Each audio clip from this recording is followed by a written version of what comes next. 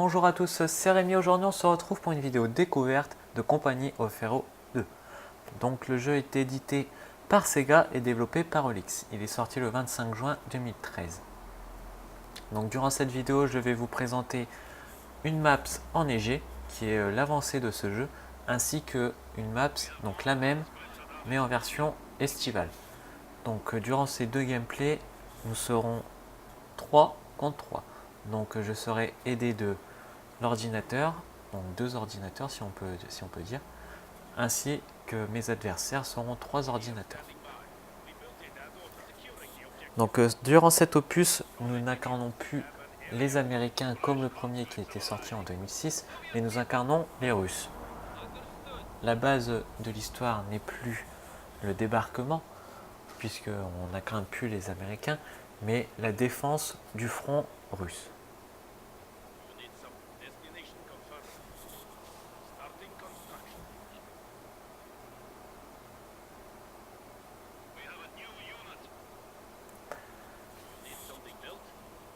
Donc ce jeu a une avancée, c'est pratiquement l'un des premiers jeux multijoueurs de stratégie, on va dire, très poussé, c'est-à-dire édité par une maison d'édition de jeux vidéo traditionnelle. Donc là on peut voir que je mets un point pour le fuel, donc ça va me permettre d'accentuer ma production de fuel puisqu'on retrouve toujours ce système de production de munitions ainsi que de fuel, mais également de population. Donc l'avancée graphique de ce Company of Heroes 2, c'est qu'il permet les maps enneigées. Donc que ça soit sur le simple visuel de la neige, mais également, on va le voir par la suite, un plan stratégique. Donc on peut voir que les lacs sont totalement gelés, et on peut voir, je vais vous en reparler un peu plus longuement après, c'est ces points chauds, ainsi que les baraques qu'on peut voir un peu plus au-dessus. Donc là je repose encore un point de fuel qui va me permettre de produire plus de fuel que si je ne contrôlais que les points de fuel traditionnels.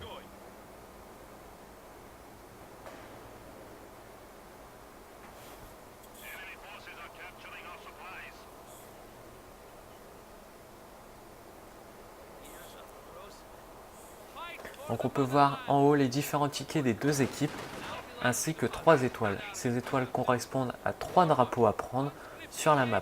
On peut voir ces étoiles sur la map en bas à gauche. Donc ces points-là sont à contrôler. Et lorsque vous contrôlez ces points, vous faites baisser les tickets ennemis. Et inversement, si l'ennemi contrôle ces points, ils font baisser vos tickets. Donc durant cette vidéo, on va voir les différents points graphiques du jeu et les différentes avancées du jeu au niveau, on va dire, stratégie. Donc là, j'essaye de prendre, on va dire, en fusil les 4 ennemis qu'on peut voir. Donc j'ai 2 troupes. J'en ai placé une dans la baraque qu'on peut voir pour pouvoir défendre le point de fuel, mais vous allez voir par la suite qu'on va être submergé et je ne vais pas pouvoir tenir cette position très longtemps. Ici on se fait mitrailler par une mitrailleuse ainsi que de l'infanterie, on va dire relativement entraînée. Donc là vous allez voir que je vais construire un point, une fabrique de chars qui va me permettre par la suite de prendre, on va dire, le contrôle du jeu et ainsi pouvoir, avec mes alliés, avancer face aux ennemis. Donc durant une première partie, nous allons nous faire dominer, mais par la suite, nous allons réussir à inverser cette domination et à attaquer de plus en plus facilement. Donc on retrouve également toujours ce système avec différents commandants qui vont vous apporter soit une supériorité aérienne, une supériorité terrestre, donc terrestre divisé on va dire en deux, que ça soit terrestre infanterie ou terrestre au niveau des chars d'assaut. Le jeu a le jeu s'améliore également puisque vous avez la possibilité dans les menus, donc on va pas le voir durant cette vidéo, mais de personnaliser vos chars. C'est-à-dire que vous pouvez leur mettre différents camouflages. Donc on retrouve également toujours ce système d'expérience au niveau des troupes. Lorsque vous tuez un adversaire, ces troupes vont accumuler de l'expérience et vont devenir de plus en plus puissantes. Donc là il me manque du fuel pour pouvoir construire un tank. Et là j'ai un canon anti-char qui va me servir à défendre ce point là. Et on va voir une avancée graphique lors de cette défense de point.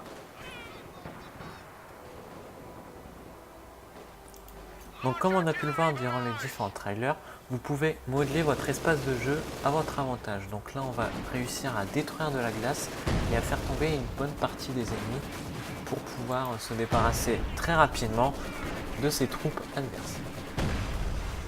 Donc, graphiquement c'est très bien géré par le jeu puisqu'on peut modeler notre espace de jeu et ainsi détruire les glaces.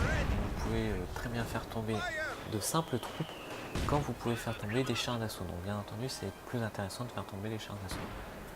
Donc ici vous avez un compte à rebours à votre droite qui vous indique un blizzard qui va bientôt apparaître. Donc le blizzard c'est quoi? C'est une forte tempête de neige qui va réduire la visibilité des troupes ainsi que la visibilité du joueur. Durant ce blizzard, les troupes sont également plus vulnérables au froid et on va le voir ici.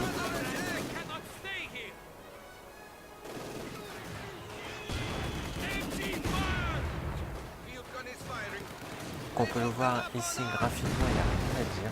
Au niveau des explosions et ainsi qu'au niveau des projections de flammes, c'est vraiment magnifique. Donc là on peut voir que le blizzard commence à se lever et va ainsi réduire la visibilité des troupes ainsi que votre visibilité.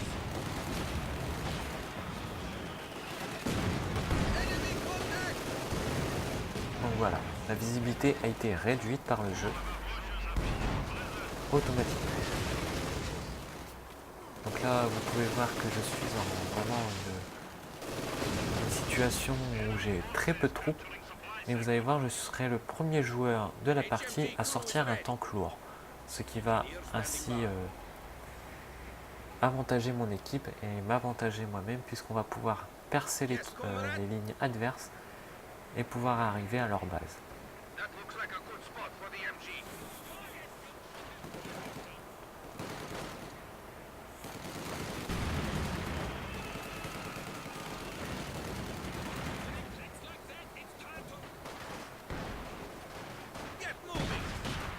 Donc là on peut voir que j'utilise très bien ma mitrailleuse lourde pour pouvoir défendre mon point.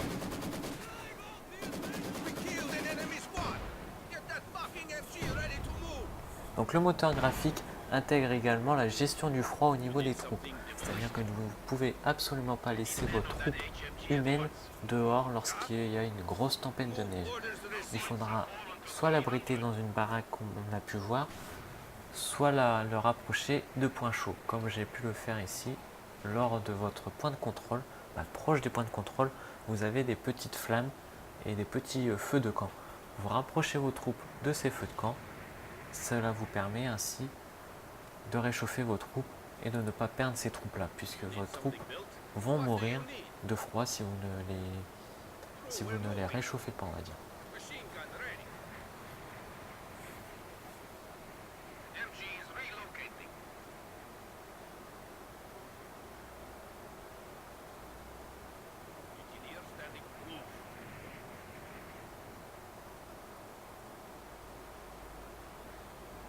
Donc voilà, là j'arrive à faire un char lourd qui va me permettre de prendre l'avantage face aux ennemis.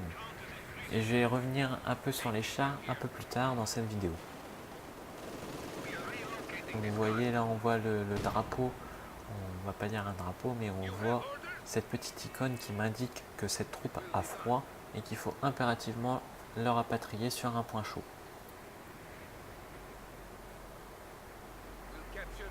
Donc là, le blizzard a été diminué, donc on retrouve un champ de vision nettement jouable, plus jouable qu'avant, et vos troupes retrouvent également ce champ de vision. Donc là on peut voir que la construction de mon char est bientôt terminée, ce qui va me permettre de reprendre les points de contrôle stratégiques et ainsi me faire baisser les tickets adverses.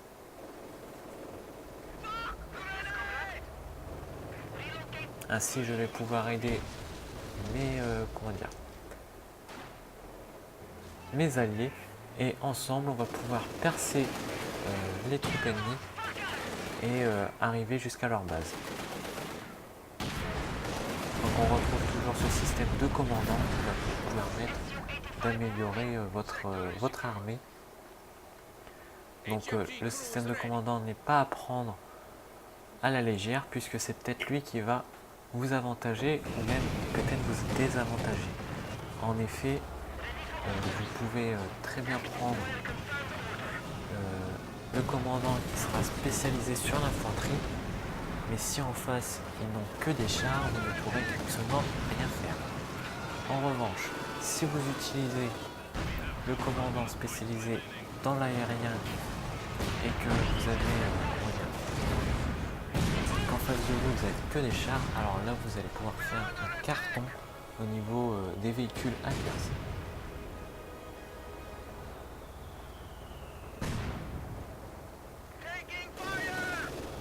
Donc là on peut voir que les ennemis reprennent le point de contrôle du fuel. Ça va pas nous déranger pour le moment. Bien entendu, le but c'est de contrôler ces points de fuel puisque ces points de fuel vont pouvoir à l'ennemi ou à vous de construire des tanks. Donc on peut voir que là je fais un peu de nettoyage et là je décide d'ordonner à mon tank de traverser puisque sinon si je détruis cette glace je ne vais absolument pas pouvoir passer. Donc là on peut voir que au niveau des traces sur la neige c'est relativement très bien fait et je voulais également vous parler de ce mouvement dans la glace, dans la neige qui va être plus ou moins difficile en fonction de l'épaisseur. Donc cela va réduire plus ou moins la vitesse de mobilité des troupes. Donc là je voulais également vous parler ici, c'est que là j'avais un véhicule adverse plutôt léger qui attaquait mon canon anti-char. Mon canon anti-char avait une vue relativement restreinte et ne permettait pas de l'attaquer directement.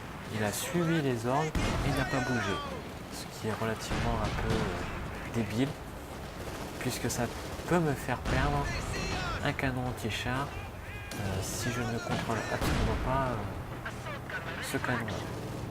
Si je ne vérifie pas s'il y a des ennemis ou pas autour. Donc là on peut voir que les véhicules à pneus pneumatiques vont être d'autant plus gênés que les tanks sur la glace. Donc là on peut voir que je lance une frappe aérienne qui va littéralement exploser les troupes adverses et me libérer ce point-là.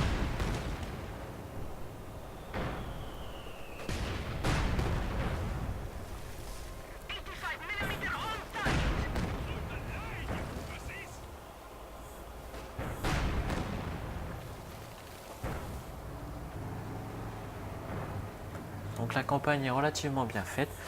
Elle se déroule, donc, comme je vous l'ai dit, sur le front de l'Est et raconte plusieurs épisodes historiques qui se sont réellement passés, comme la théorie des terres brûlées, où les Russes devaient brûler absolument tout dans les villes pour éviter la progression des Allemands et leur favoriser cette progression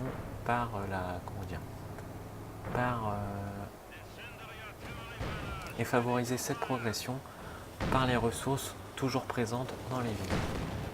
Donc là on peut voir que mon allié a réalisé un tank léger. Donc les tanks légers sont très vulnérables.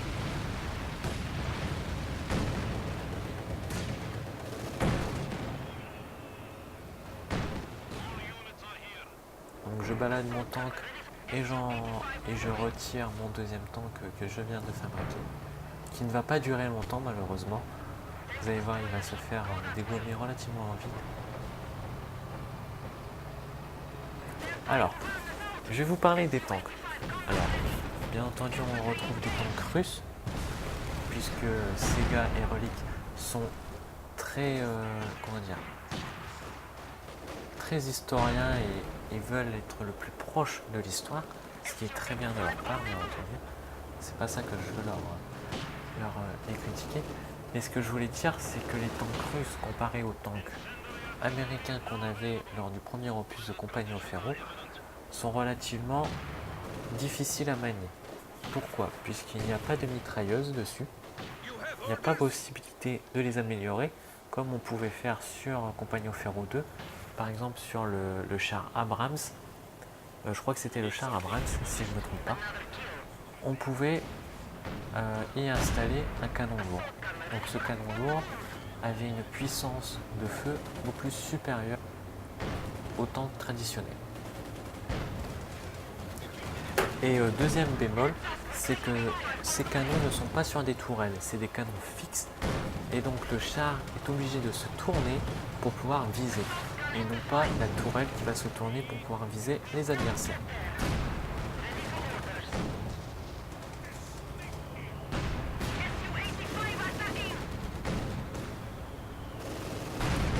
Donc je vais vous mettre la fin de cette partie. Et je vous retrouve tout de suite dans un gameplay en live qui sera commenté en live. Donc on se retrouve pour la vidéo un peu en live sur la même map mais en version estivale. Donc là on va tout de suite lancer la production de fusil spécial. Non, plutôt ça va nous permettre de créer très rapidement des mitrailleuses lourdes. Donc on peut voir que la map a totalement changé comparé à la vidéo présentation. Donc là on est absolument plus en hiver mais totalement au printemps, voire même en été. Donc graphiquement c'est très joli. Donc on va lancer la production de nouveaux soldats pour pouvoir aller contrôler ces points. Surtout celui-là qui m'intéresse très spécialement.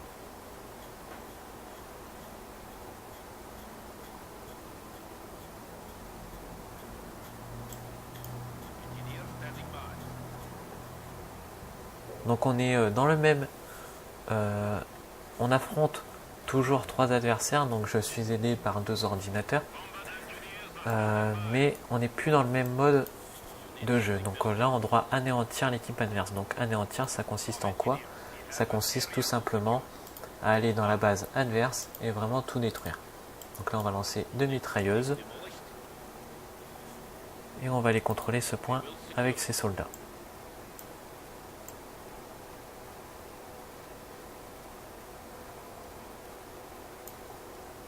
Donc ici ils ont sécurisé ce point ici, c'est relativement intéressant.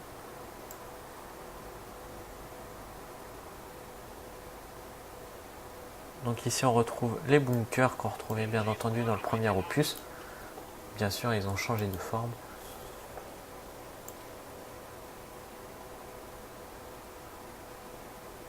Donc ici on a une mitrailleuse qui arrive, on va la mettre par ici pour défendre ce point de communication. Ici on va construire du fuel.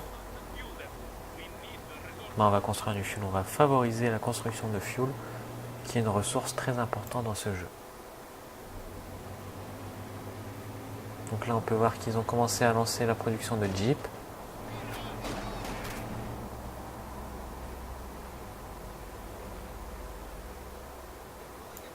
Et on va aller les aider sur ce front.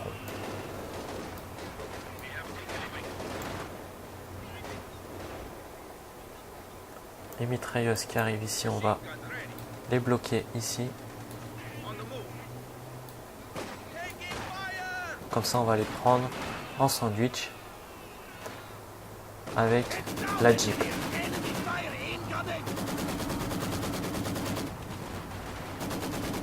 Donc on s'aperçoit qu'on les a bloqués, ils peuvent absolument plus bouger là. Et voilà. On va se repositionner ici.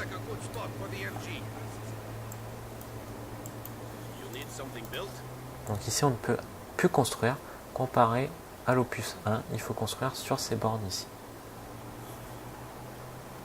Donc on peut voir qu'on a une très bonne production de carburant qui va nous faciliter la construction de chars par la suite.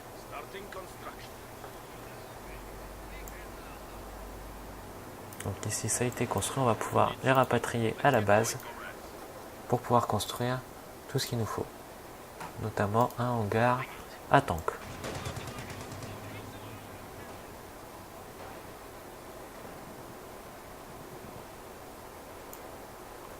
Donc on va choisir celui-là comme commandant. On va faire avancer nos mitrailleuses par ici.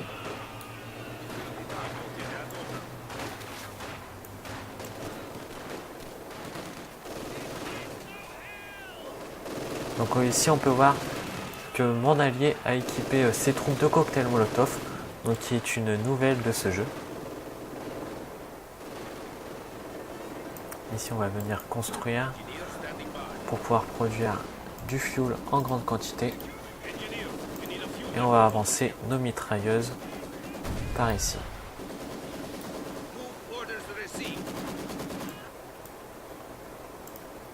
On va ensuite construire de l'anti-char et une nouvelle mitrailleuse.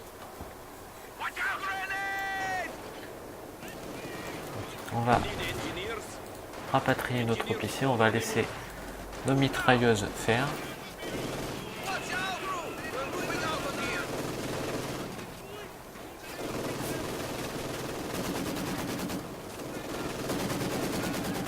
Donc voilà, là on bloque l'ennemi adverse. L'ennemi adverse, bien évidemment qu'il est adverse puisqu'il est ennemi. Et on bloque les adversaires. Et on les oblige à repartir.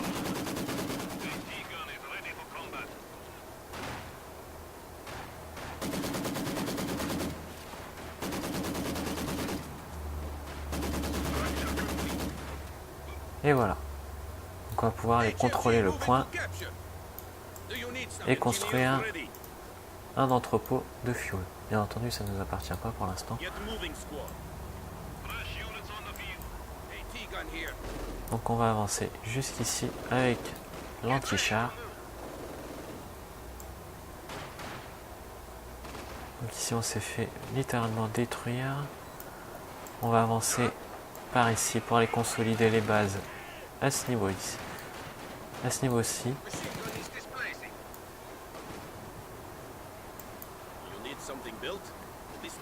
On va venir se planquer là.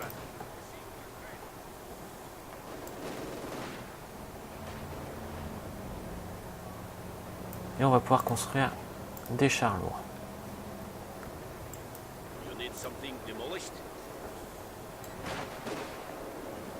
Donc là on a une très bonne production de carburant.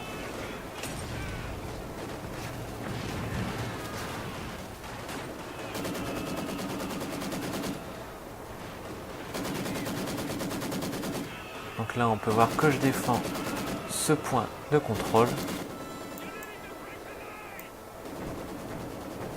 Et ici on va pouvoir construire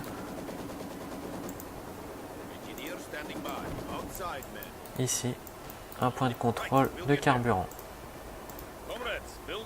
Donc je vous conseille d'en construire puisque le carburant, comme je le rappelle, est une ressource très importante du jeu. Et mon tank arrive, je vais pouvoir aller aider à ce niveau-ci.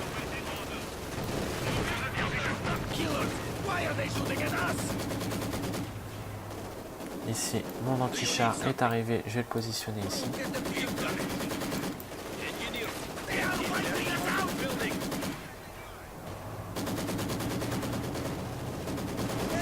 Et je vais rentrer ma mitrailleuse pour pas la perdre. Bon, ici on se fait dominer. J'ai plutôt envoyé mon char ici pour défendre mes troupes.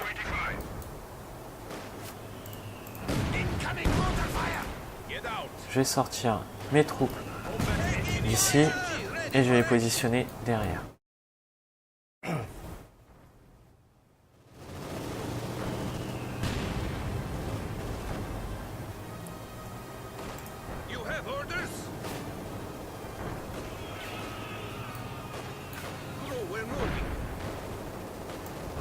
Donc voilà, mon char commence à arriver.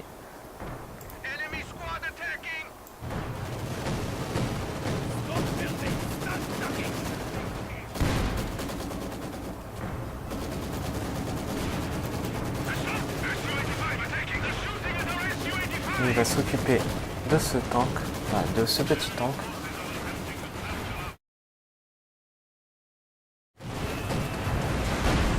Et voilà. Donc on va pouvoir s'occuper d'ici.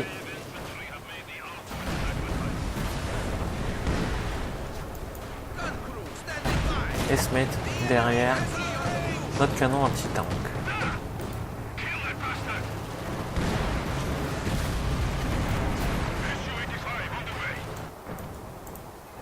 On va lancer la production d'un deuxième char.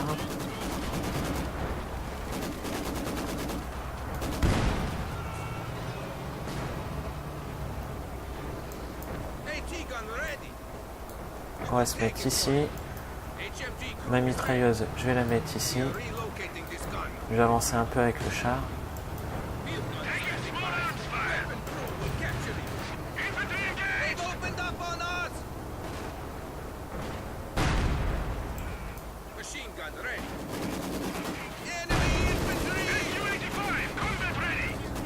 Et voilà. Donc là on a une bonne petite puissance de feu.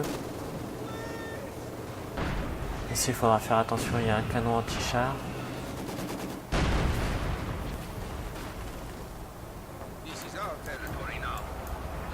On va le lancer derrière le canon anti-char, pardon.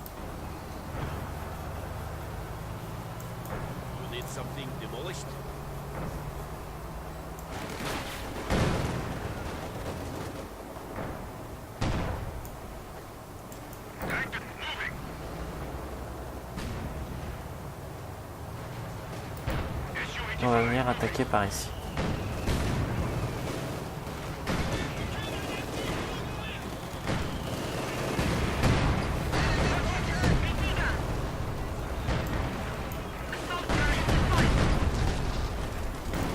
Voilà. Il faut impérativement reculer, sinon on va se faire dégommer. Bah, celui-là il est mort. Et voilà. On a perdu un char déjà. On va lancer un bombardement par ici.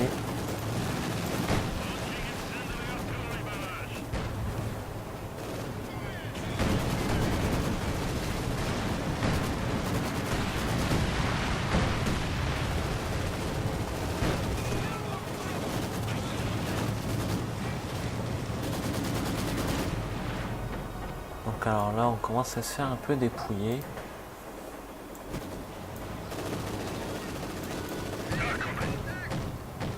Je vais avancer par ici.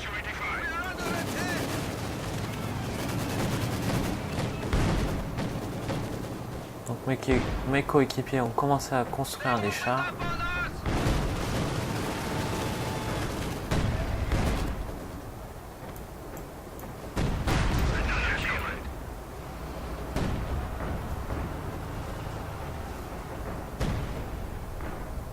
Ici j'ai vu un char sur ma petite carte. Donc voilà, ça a été détruit.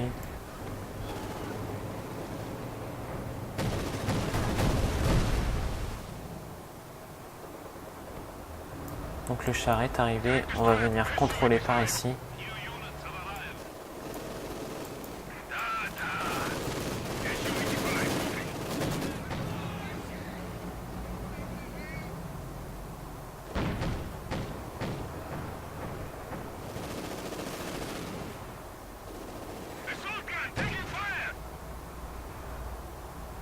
Donc on peut voir que les chars ne sont pas très rapides, mais en tout cas ceux-là.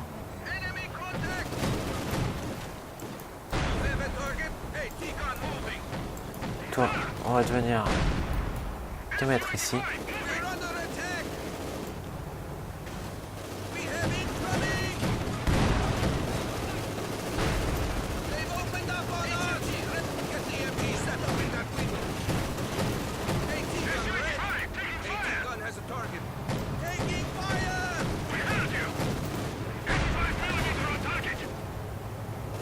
Ça va être vite réglé.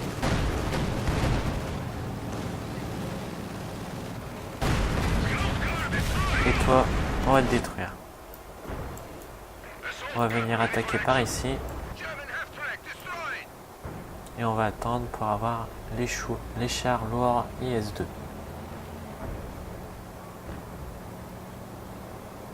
qui sont des chars très puissants.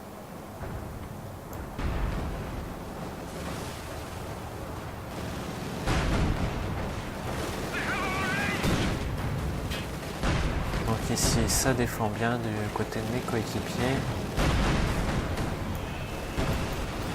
On va se repositionner comme ça.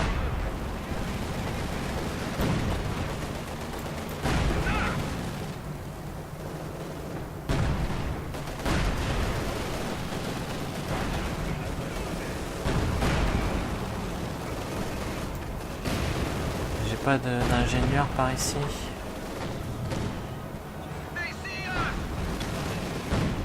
Parce qu'il faudrait reconstruire des dépôts de carburant. Donc ici, ici, ici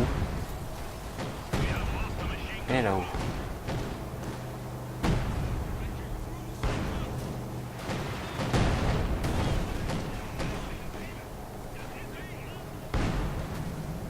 Donc ça me sert à quoi ça?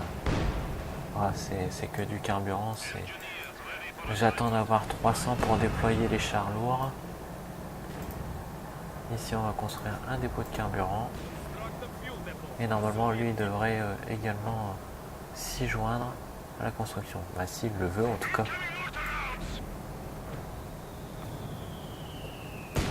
On se fait pilonner par un mortier, on va reculer un peu.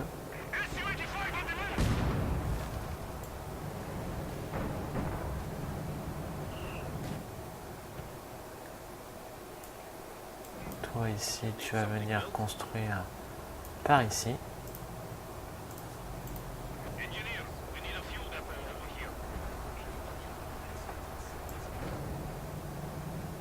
Donc là on peut voir qu'il commence à avancer, mais il va très rapidement je pense se faire stopper.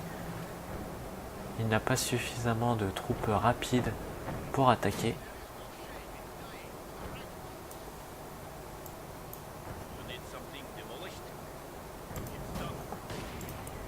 Et on va venir construire ici.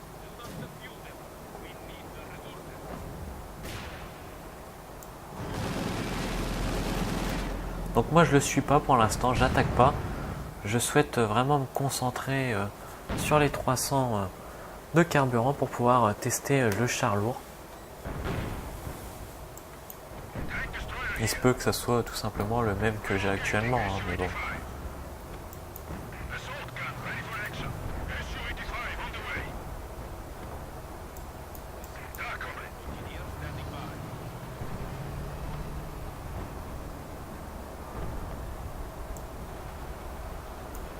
Donc ensuite on va construire ici sur le point de position qu'ils viennent de prendre. Et il faut surtout pas oublier dans ce jeu, c'est que les canons anti-chars sont très performants contre les chars bien entendu, mais n'ont besoin d'aucune ressource de carburant ou de munitions. C'est-à-dire que vous pouvez en produire à tout instant. C'est également à prendre en compte lorsque vous attaquez, c'est-à-dire que même si vous contrôlez la majorité des points de munitions ou de carburant, votre adversaire peut très bien construire des canons anti-chars et vraiment détruire tout votre arsenal de chars très rapidement. Donc là on voit vraiment qu'on a une production de carburant record. J'ai jamais vu ça dans un compagnon ferro pour l'instant. Bah, du moins quand c'était moi qui jouais.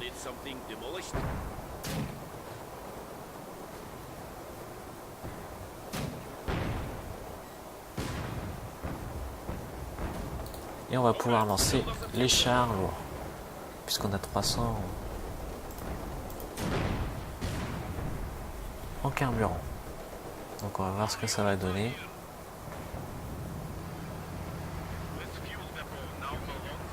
Ah ouais, c'est vraiment... c'est pratiquement les... Bah, c'est pas pratiquement les mêmes, ils sont relativement différents. Donc là, on va s'évacuer puisqu'il y a une grenade qui va exploser. Voilà. Et on va leur porter secours puisque eux, c'est un mortier. On va utiliser nos chars.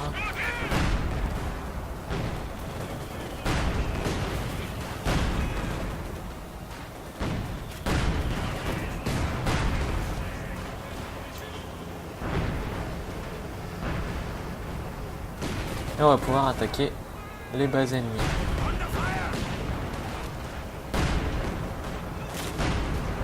Puisque c'est un peu nous qui allons mener la danse maintenant. Vous restez ici. Et nous on augmente par ici.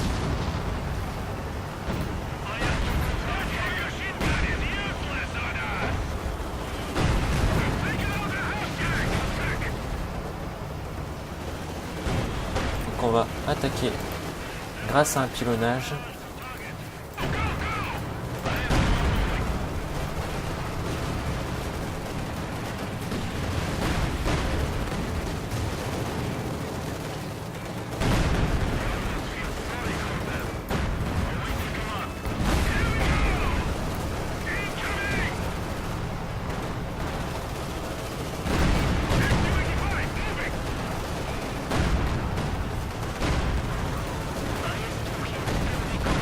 Donc on peut voir que ce char ici, c'est le seul char russe que vous pouvez utiliser qui ont une tourelle mobile.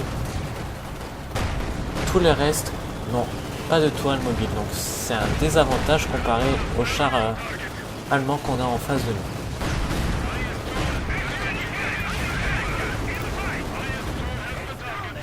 Donc celui-là, il a le moteur cassé. On va essayer de le protéger puisqu'il coûte quand même très cher. Et on va faire venir des réparateurs.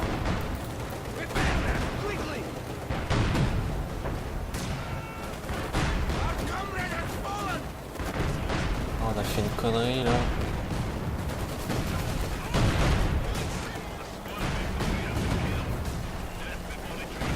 Alors, toi, on va le détruire. Faut reculer. Faut reculer, là il y a un tank. On risque de perdre celui-là. Ainsi que celui-là. Il faut pas prendre de risque. Il faut vraiment reculer. On va venir se positionner ici.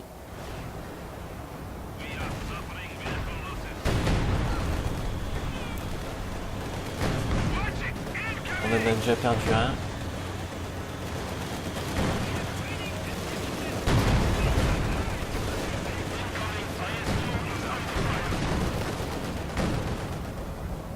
Et on va faire venir des soldats réparateurs par ici.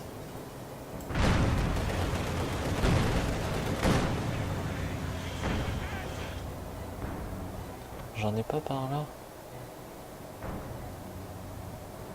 Non, j'en ai vraiment plus. Même ici, j'en ai pas.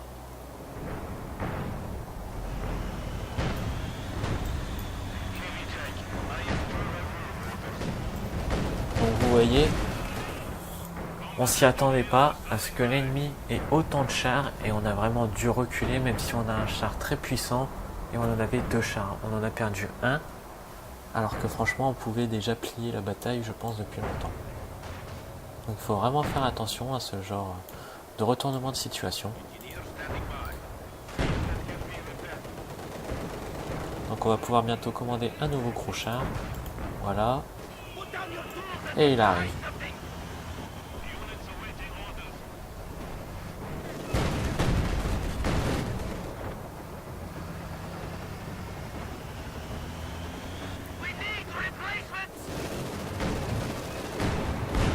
Donc il va falloir faire attention lorsqu'on va réattaquer.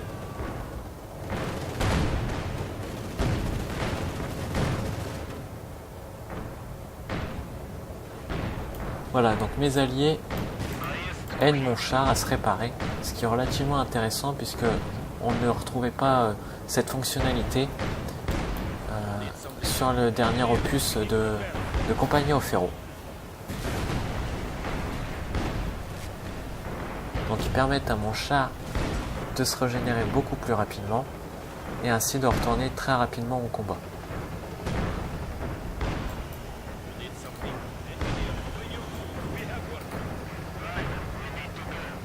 peut voir quand même que c'est un char très rapide.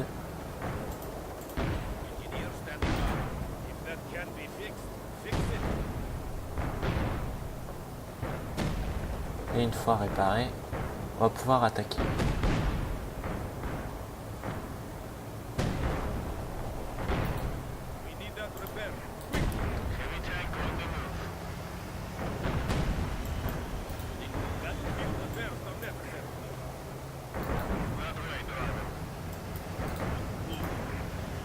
Et on va attaquer.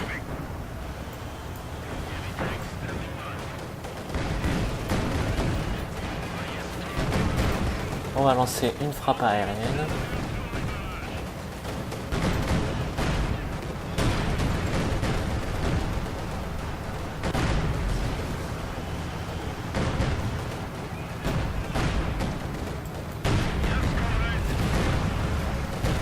Et on va aller voir s'il n'y a pas des chars qui se planquent pour éviter de se faire prendre par surprise. Donc apparemment non.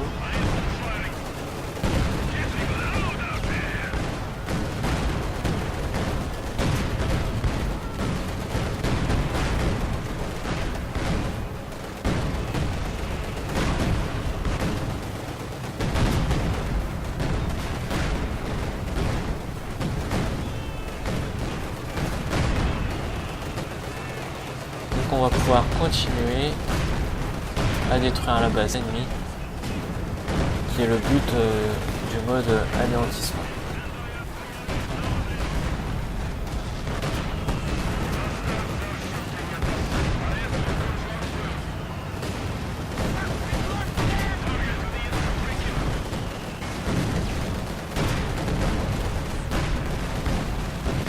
Donc vous voyez, le gros char est très efficace, que ce soit contre l'infanterie ou contre les bâtiments.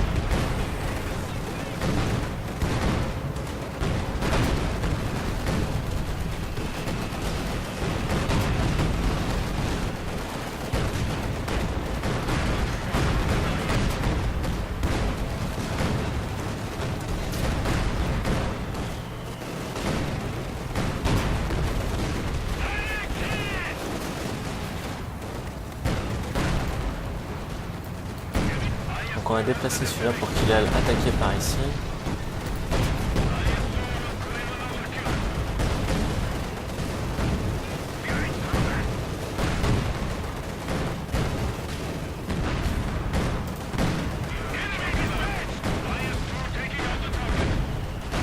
On va détruire par ici.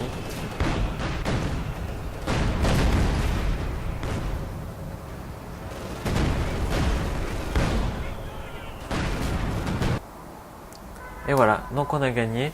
Donc je vous dis à très vite pour une prochaine vidéo. J'espère qu'elle vous aura plu. Laissez un petit commentaire et un j'aime si cette vidéo vous a plu. Allez, à plus.